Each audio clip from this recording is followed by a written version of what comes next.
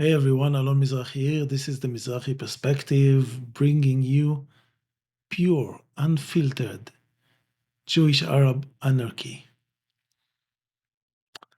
And listen, we are almost there. We are almost there. We are close to a resolution than most of us imagine. After 2 years of unimaginable suffering and pain and terror and helplessness and inaction, things have accelerated and they are accelerating rapidly now. And this coming week, beginning this weekend, and then following week, is going to be one of the most decisive, consequential weeks in geopolitics of our lifetime. This is going to be the biggest thing since the fall of the Soviet Union, because the fight against Zionism is this big. And it is at this stage. Now, the US just vetoed another UN Security Council resolution for ceasefire in Gaza. But this doesn't stop diplomatic efforts at the UN level. The General Assembly is convened. Israel is a major issue. We need to expect surprises on this front. The French-Saudi two-state convention is happening as planned. A series of countries are going to recognize Palestine in a couple of days. Big major countries. Britain, France. Things are changing and moving, and Israel's crimes are taking center stage against a huge infrastructure of censorship and coercion and genocide enforcement. And all of this has failed spectacularly. It has failed. It hasn't worked. We can see new initiatives for boycott against Israel every day now. Actors, musicians, athletes. This is happening fast. It is happening at an amazing speed. We haven't seen anything like it in 2 years of Holocaust. This is happening fast now. We are seeing security developments. I'm going to talk about this in a second. But this week that's coming is so important and so consequential as I describe it. Because Israel is not South Africa. Israel is not South Africa. Israel is not going to let itself be the subject of international scrutiny and boycotts and judgments. Israel is not going to play along. Israel is not South Africa.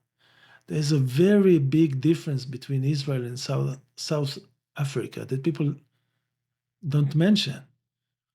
The big difference between the two is South Africa, the apartheid regime, was not on a mission to conquer Africa.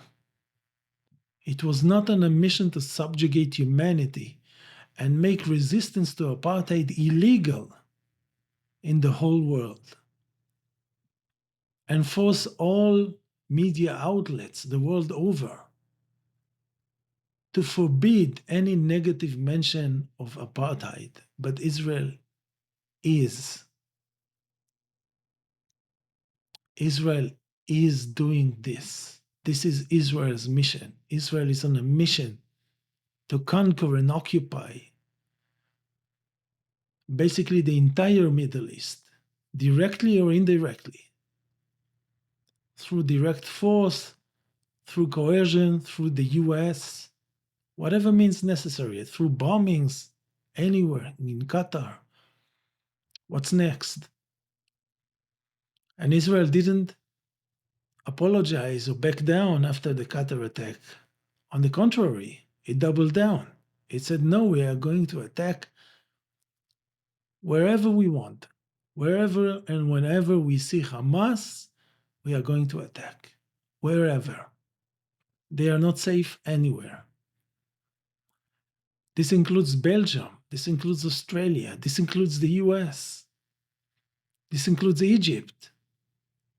This includes Saudi Arabia. This includes every country. Israel has no limits. And this is the big difference between Israel and South Africa. The apartheid regime did not imagine to use international terrorism and assassinations against its enemies. Maybe it did on a very small and timid scale compared to what Israel feels emboldened and licensed to do. So in the coming days, Israel's criminality, occupation, Holocaust, illegality is expected to take center stage at the UN General Assembly and in world media attention. Israel is not going to let this happen. They are not going to let this happen. As I mentioned, Qatar, some interesting things are happening in the Middle East, and we have to keep in mind that what we're seeing, the picture that we're shown, is only the part of the iceberg that's above water. Okay, we are not seeing whatever is underneath the surface. We are not seeing it. But what we're seeing above water is enough to tell us, to indicate that major things are happening and major powers are operating seriously to reshape and reshuffle the geopolitical game in the Middle East and in general. But mainly in the Middle East, because this is now the central theater of conflict between colonialism and the global South, between Israel and the Arab states, between Judeo Christianity and Islam. This is the big central stage. This is where things are happening. And after Israel attacked Qatar, a day before Charlie Kirk was assassinated, Arab countries said in a very sober and somber tone, in a very serious tone, with a lot of gravitas, we are imploring Israel to consider what it's doing, because what Israel is doing is endangering the entire Middle East. They did not threaten Israel, not openly, not directly. They were very diplomatic.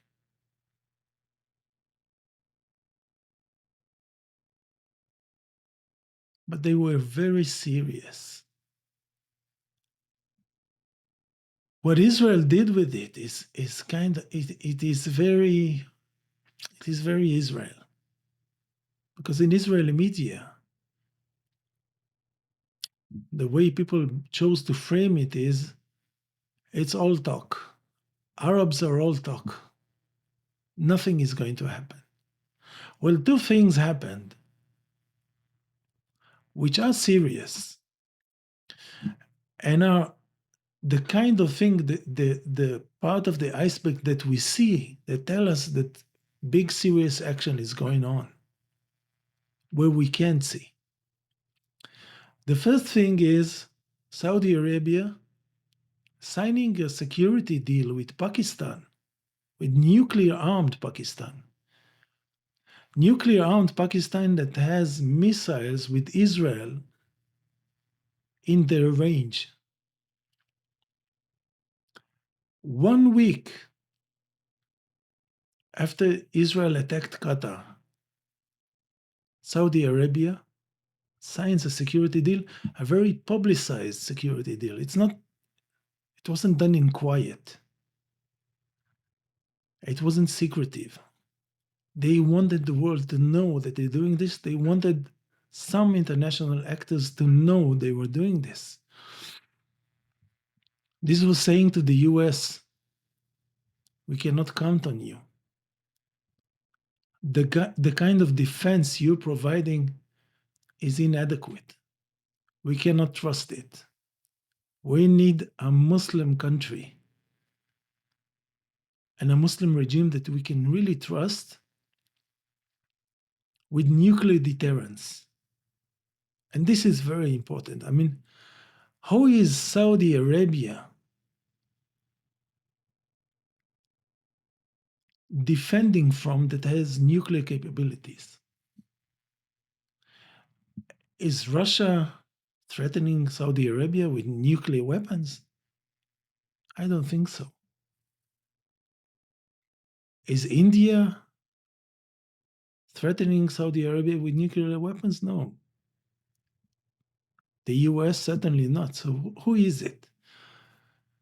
Why does Saudi Arabia suddenly need nuclear deterrence urgently? What is it preparing for? Now, the answer to me is very clear. As a result of the Qatar attack and the whole way Israel conducts itself and has been conducting itself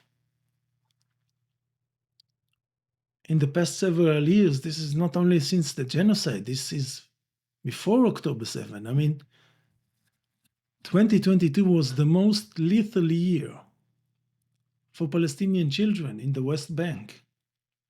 And I remember this clearly because I was in Israel and I was very involved. And there was 1 year of an alternative government with supposedly more liberal forces leading the country with Bennett and Yair Lapid. This was the coalition that was an alternative to the fascist right wing as it was sold to us in Israel. And it was the most murderous government for Palestinians in many, many years in the West Bank in 2022. So Saudi Arabia, which is a big major alongside Egypt, they can see Israel behaving the way it does. They can see Israel losing control of itself. They can see Israel pushing itself and its partners, namely mainly the US, but not only the US. I'm going to talk about this more in a second, because Trump is in the UK.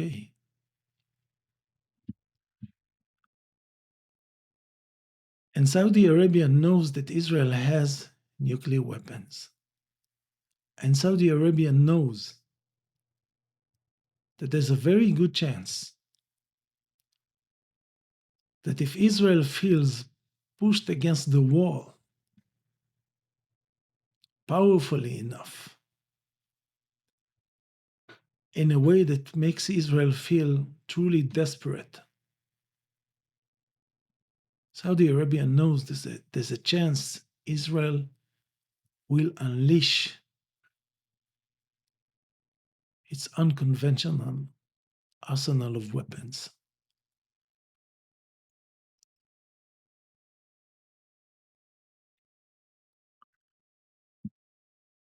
So Saudi Arabia, and consider the stark change. A few years ago, they were talking about the Abraham Accords. Peace was around the corner. This was again the marketing campaign directed at us Israelis and everyone else, basically. Peace between Israel and the Arab world was around the corner. It's coming. This is what they told us.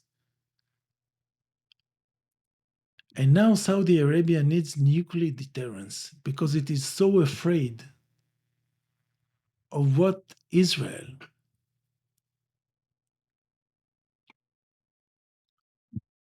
under one of its derangement attacks, may do.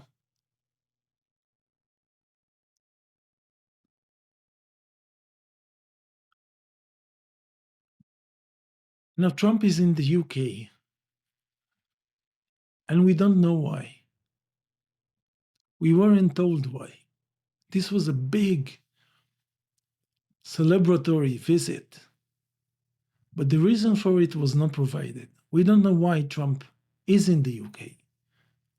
I mean, what is the big issue now that requires the US president to come to the UK and have this big deal of a meeting?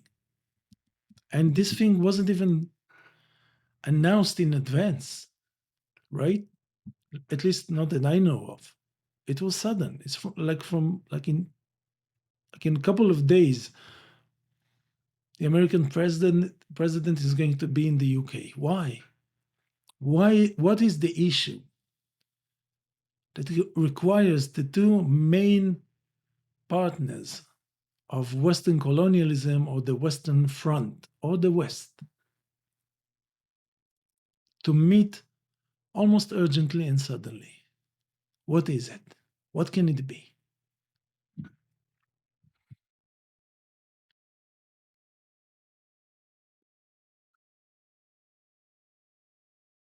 Well, we know of two such issues. The first one is Palestine and the coming recognition of the UK itself and other European countries, major countries. This is the first issue, and the Holocaust, and the situation in the West Bank.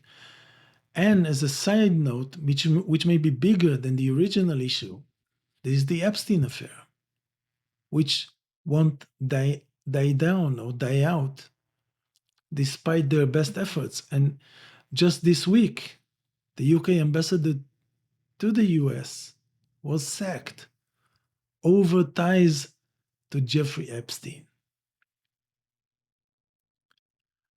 And since the whole Trump administration more or less is implicated in the Epstein affair, and since public interest in this affair is not dying down, is not waning, it is increasing, and it is very understandably so, because people feel there is something there. People feel there is something there. People feel this is not something someone concocted in their wild imagination. People feel there is truth and authenticity to this affair. They want to know what's the deal. And the more the this Trump administration is trying to hide it, the more they fan the flames of public interest. And especially with this assassination, you get a sense,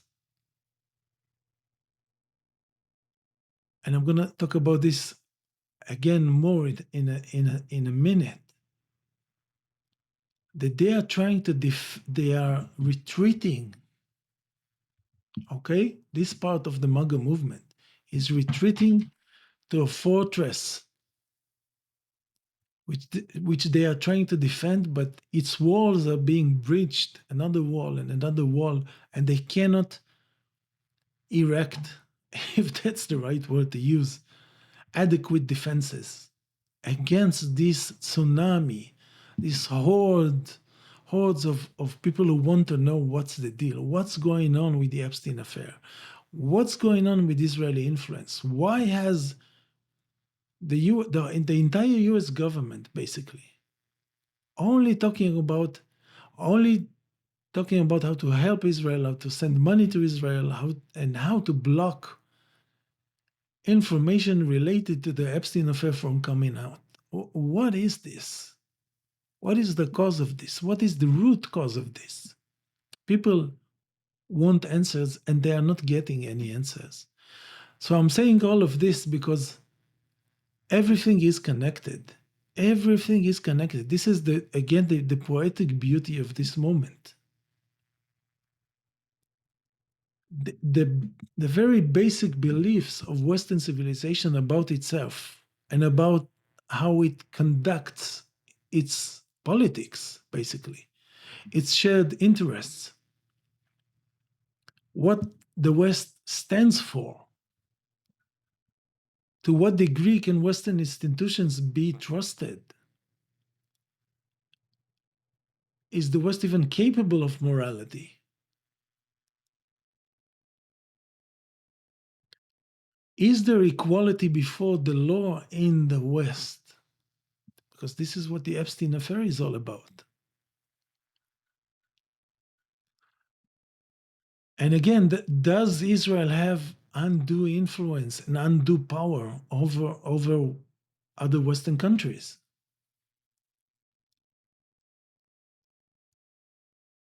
And so many things, so many processes are becoming ripe at the same moment.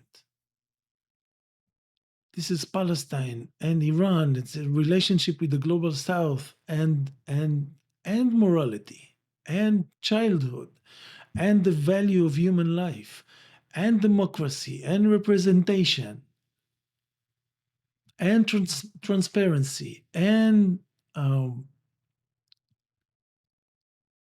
a reliance on diplomatic solutions as opposed to warmongering. All of this and the role of the media is the media a watchdog that that monitors power or is it part of power? I mean, so many fundamental issues that have very serious implications to the way the West sees itself. Everything is maturing at the same time. So the wars, the corruption, the political processes, the representation, media, all of it is happening together, and this is just how life works. So they cannot handle just one isolated crisis. It is all happening together, and this is part of the reason they are so panicked. They feel they are losing control of the not only of the narrative but also of reality. But I'm getting ahead of myself with this. Trump is in the UK, and I said that the first reason could be arguably Palestine and the fact that the UK is going to recognize Palestine. But the other reason is, and it is the only one that's big enough to make sense, is Iran. And what is the clue that this may be the real issue of why Trump is in the UK with his foremost partner in every colonial enterprise around the globe? There is this snapback mechanism, okay, that the UK, France, and Germany put in place using the UN. It's a complicated process. It doesn't even matter because I'm interested in the narrative, not in the details of the bureaucracy. But now European countries, the same countries that are about to recognize Palestine, at the same time are laying the grounds for possible war with Iran at the same time.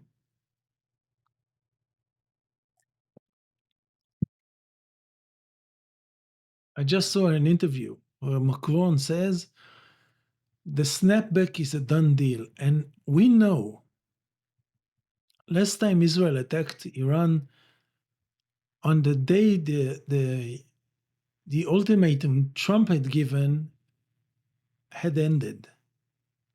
Okay, it was 60 days, and on the 61st day, Israel attacked Iran. Now, France and the UK, and definitely the US, must know that if Israel is given an excuse, a so called objective reason to attack Iran, because the snapback mechanism says Iran is not cooperating, which means in the way people speak, Iran is secretly developing nuclear weapons. This is how they are going to market it. And if Iran is developing nuclear weapons, then Israel is justified in attacking it, potentially using nuclear weapons. Potentially using nuclear weapons. And this is why Saudi Arabia needs nuclear deterrence. Because while Saudi Arabia and Qatar and the UAE and the Gulf states had lived under the illusion that they are more aligned with the West, and the West may see them as maybe a part of itself.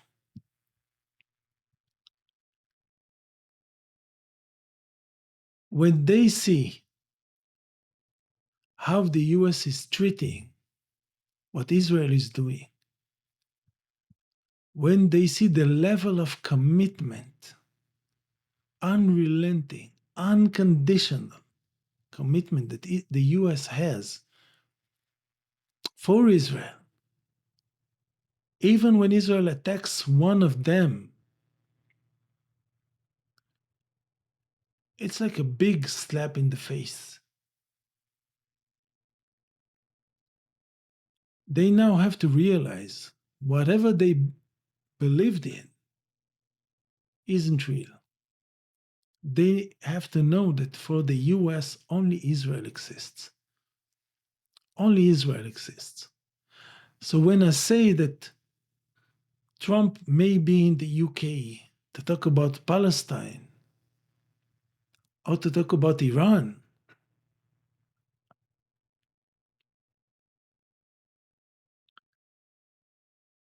it is only really one issue.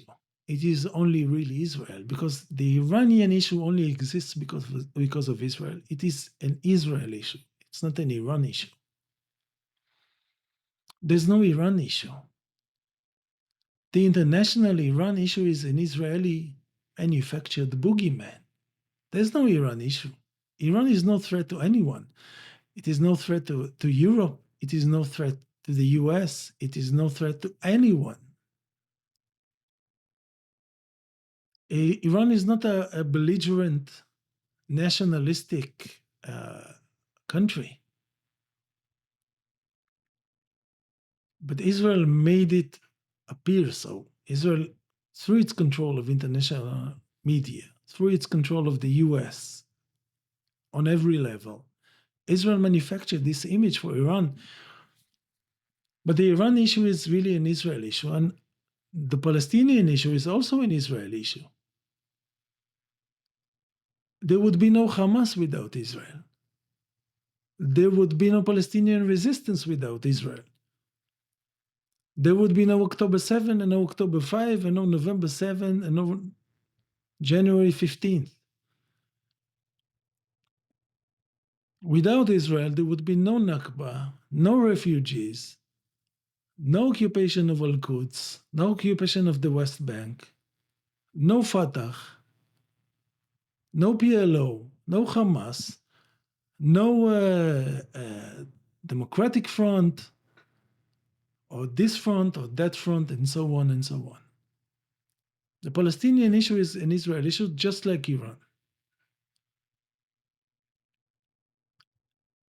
And I'm saying this because right now, and this is an important message for all of us, for everyone. Right now, Israel is the only international issue. And it is not only the only international issue, it is the only issue for every country. The relationship that every country in this world, virtually every country, has with Israel is basically going to determine its future and how it looks and rules itself and operates. For the US, its relationship with Israel is the foremost issue. This will determine the future of the US, if it has any future. It has to resolve its relationship with Israel. For the UK, it's the same. For France, for Germany, for China, Israel made itself, or rather made China its enemy. When Netanyahu says China is manipulating social media to make Israel look bad, he's becoming a problem for China. He's forcing himself as a problem on China because he is no problem for China. China doesn't care about Israel or Netanyahu. They are too far away and too insignificant.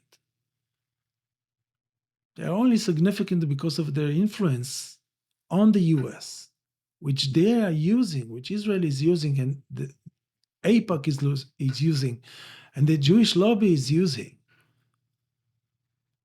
to sow the seeds of conflict and war between the US and China. And this is kind of unbelievable. This is an excellent example of Zionist derangement, of Jewish Zionist derangement. Because when Jewish leaders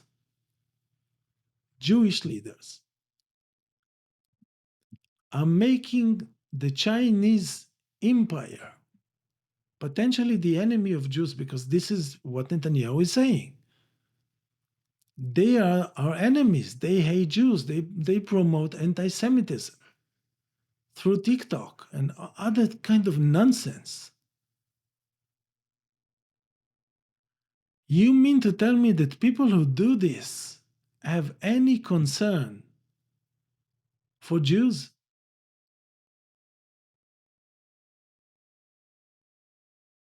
How does it make sense? And they also talk about Islam. How does a normal Jew make Islam his enemy or her enemy? Is it even sane? Why would you make 2 billion people your enemy? Or China, or any country? Why would you make Malta your enemy? I won't make the smallest village in Indonesia my enemy. Why would I do this? Why would someone say about China that they are the enemy? If they are in their right mind, if they are sane, they wouldn't say something like this. But Netanyahu has no problem. Because Israel, under his lead, is really on a suicide mission. Israel awaits impatiently for things to blow up. This is why it's doing what it's doing. This is why it is always pushing the envelope on brazenness and murderousness and provocation.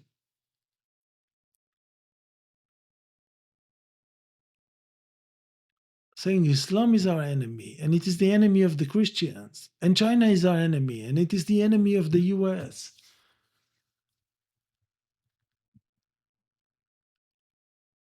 Who are you to say this kind of nonsense? What the fuck are you?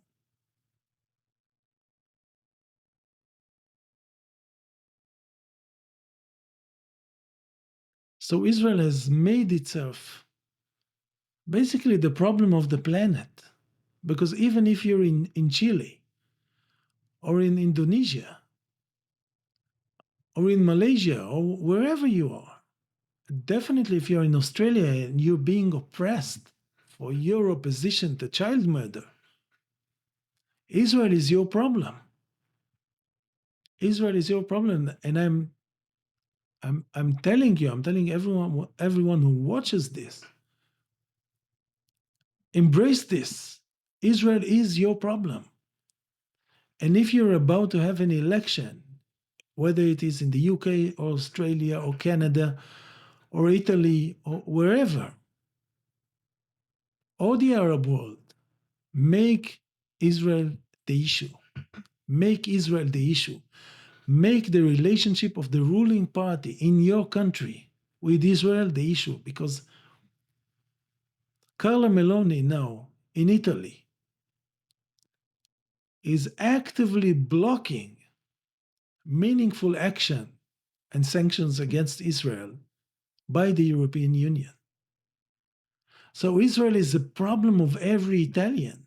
Israel is a big problem because Israel is implicating Italians through its control of the Italian government. Or if you want to call it influence, call it influence. And now every Italian is forced to be part of genocide when they don't want that. And Australians don't want that. And even Germans don't want that. But they are being forced to be that. So make this the issue. Make this the issue. Bring this into the open. Talk about this openly. What is the nature of your relationship with Israel? Ask this of any politician. Force this debate.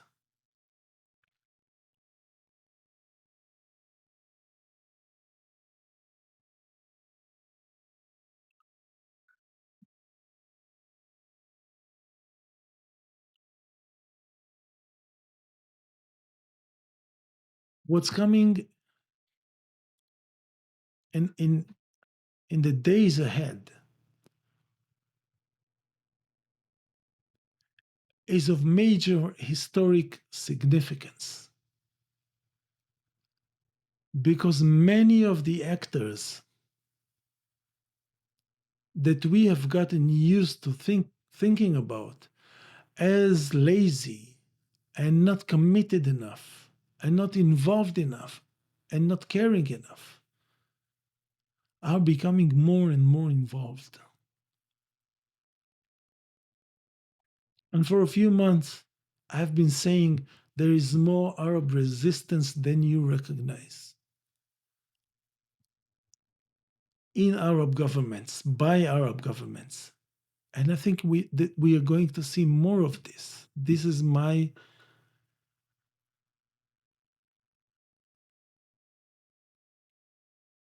what I'm saying. This is what I'm saying. I am seeing an Arab world, and many Arabs are so broken hearted and so jaded that they can't see that. They don't believe that a change is possible. But I'm telling you, it is possible. And it's not only possible, it is happening. It is happening. Once countries recognize Palestine and it becomes a done deal,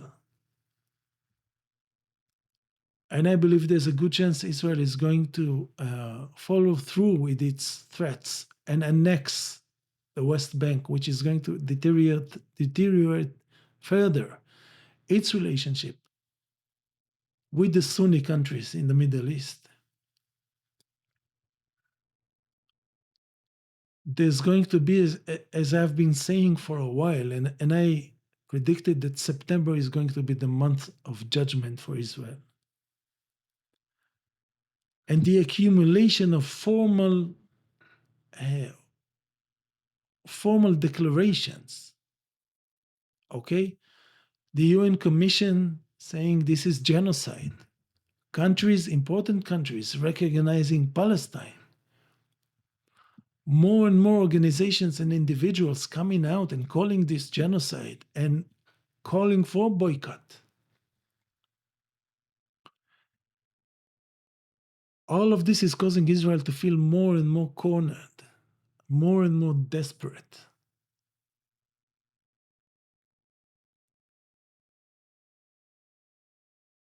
And Israel is not just going to sit back and take that. It is not.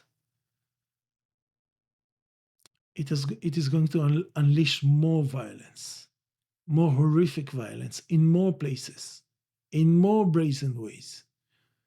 This is what Israel does. This is the playbook.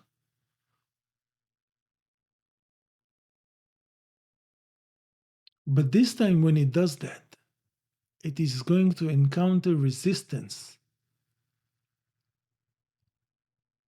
that is much stronger and more resolute than Palestinian resistance was 2 years ago.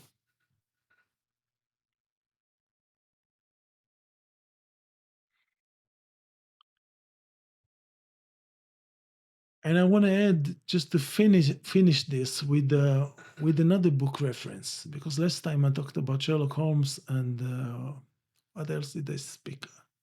And about some movies, Terminator and Big Lebowski. I think that many people are having difficulty, and me included, okay, are having difficulty understanding why global South countries are acting the way they are. Meaning not acting more decisively, more forcefully, more swiftly to counter what Israel and the US are doing and the rest of the colonial bunch. And what I have in mind about this is a reference from War and Peace by Tolstoy, who I consider to be the greatest writer and the greatest thinker. Um, I love many writers and I've read many books, but there are two writers I hold in like a special high regard.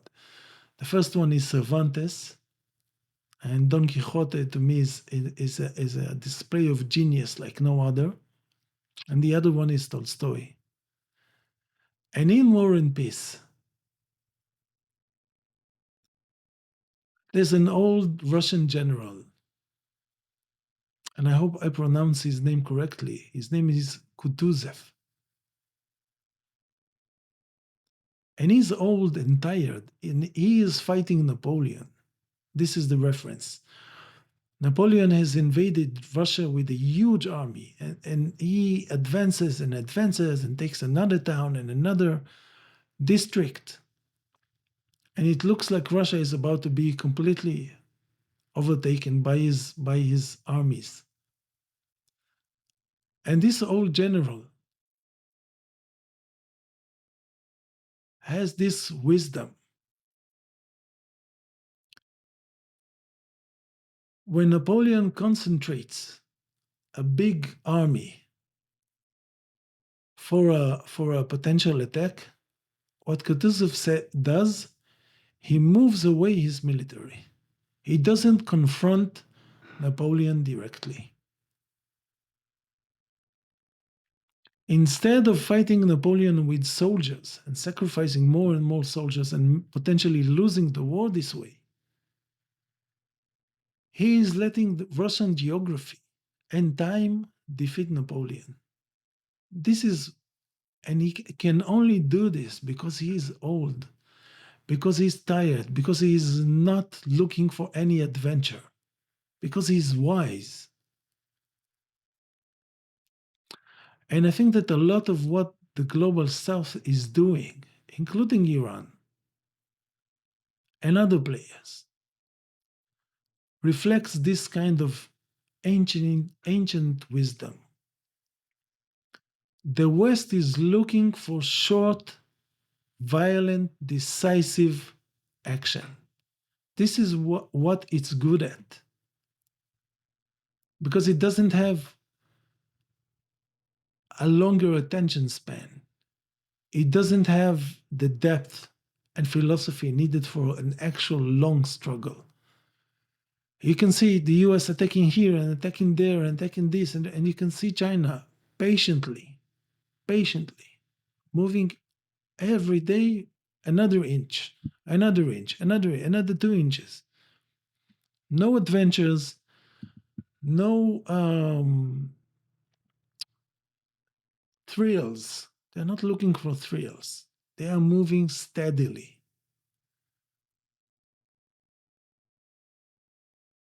So countries in the global south and native cultures in general, it is not in their nature to push for a big eruption of decisive violence. They want to be wise. They want to let the colonizer, the aggressor,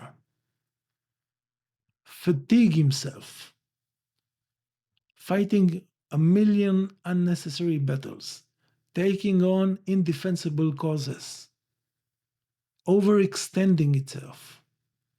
This is what the US has been doing to itself. The US has been defeating itself, basically.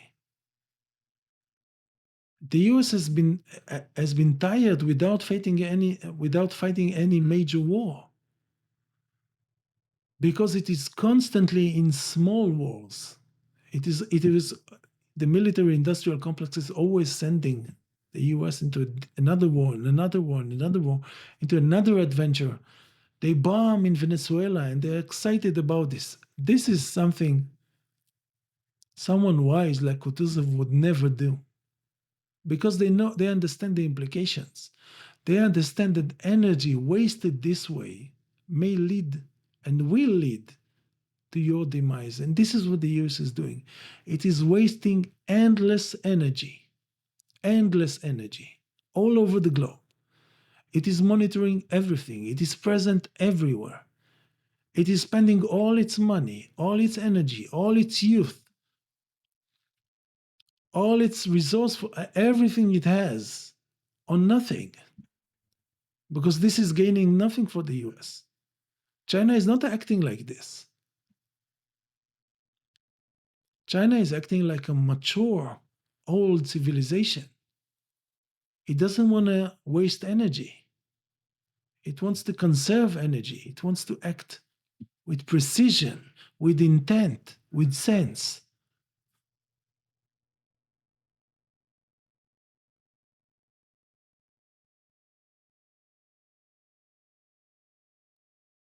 And now we've come to a point.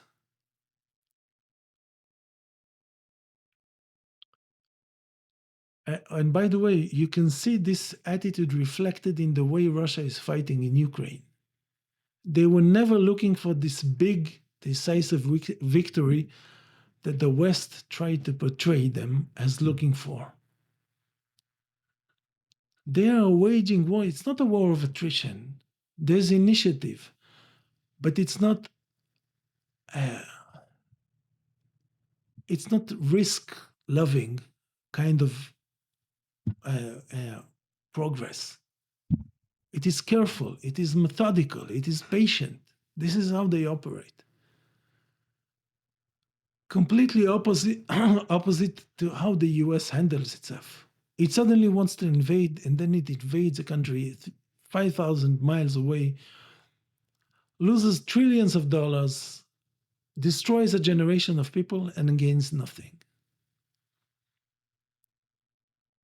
So my point is we have reached this point in time in political history, in geopolitical history, where the West has become so fatigued through overextending itself, through endless adventures, through the excessive use of energy in every sense of the word, that it cannot take on a serious threat. Now, if there is a major conflagration between West and East, the West cannot win it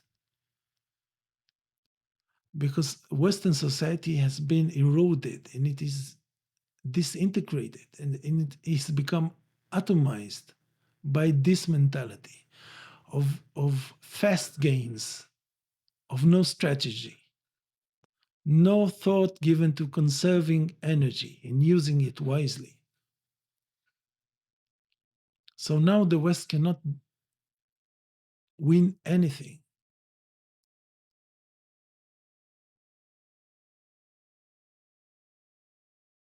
My only fear is I have no doubt that in any conventional war in the Middle East, even with the full involvement of US military power, Iran is going to win. I have zero doubt.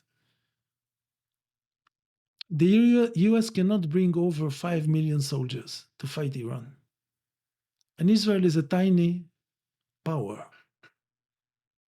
It cannot defend itself against what Iran has. There's no way to defeat Iran conventionally.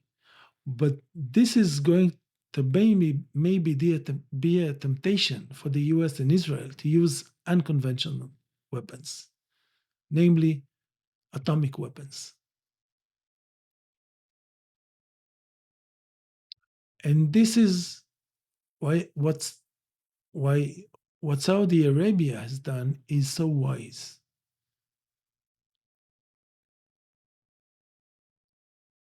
Saudi Arabia is telling Israel, if you're thinking of using atomic weapons to win wars you cannot win conventionally, this is assured destruction for you. Assured and swift, because Israel is a tiny, tiny country. If Tel Aviv suffers, if one atomic bomb lands on Tel Aviv, Israel is over forever. Big countries like Saudi Arabia or Iran can take 5 atomic bombs and survive. It's going to be a huge catastrophe and a devastation, but they will survive. Israel will not survive an atomic war. And this is why this move by Saudi Arabia is so important now. It's so important now, and we have to remember that Iran has a similar arrangement with Pakistan, but with this erstwhile enemies, Saudi Arabia and Iran, now part of an alliance with Pakistan against a shared enemy, Israel, which is really an extension of US hegemony. You understand why I'm saying this coming period, the very coming days are going to be of huge importance and consequence. The September of judgment, which I have anticipated, is materializing. And next week, with a wave of recognitions, including by Britain and France, paving the way for more boycotts, because when Palestine is a state and Israel is occupying another state, another country, this has huge legal implications, and French and the UK know it. This has huge legal implications. It means Palestine can take Israel to international courts.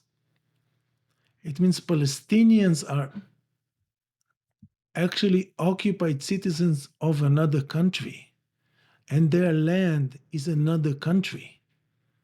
And Israel doesn't have the right anymore. It doesn't have this loophole to call this temporarily held or seized or all this nonsense, legal terminology that Israel invented. The liberal, the liberal courts of Israel invented to allow Israel to continue its occupation. All of this is dead in the water. Once Palestine is recognized as a state, Israel's status globally changes dramatically, and the boost this will give to the boycott movement, it's going to be huge. It's going to grow 10 times in 2 weeks. Remember I said this. It's going to grow 10 times in 2 weeks. And as I began this long video, Israel is not South Africa. And this is why it's dangerous, but this is also why it's weak, because it is going to be tempted, as it has done, as I said it would do, and it actually did 1,000,000 times. It is going to try to do something dramatic and foolish to change the conversation, to show it has the capability to determine what humanity talks about, to show that it doesn't allow other countries to talk about itself, about Israel as a criminal. This is what Israel is going to do. And everything, all the processes, everything I've been talking about, everything that you have seen and felt, is going to come to very dramatic fruition in the coming days. So, to everyone who feels overwhelmed and shaken and desperate, trust me, don't be. Don't be. Things are not going to continue to be the way they are. They are changing rapidly. And I'm going to make another video in a few more days, and we're going to see how things develop. And we're going to judge this video, but more importantly, reality. Thank you so very much. And I'll see you in the next Mizrahi Perspective video. Thank you.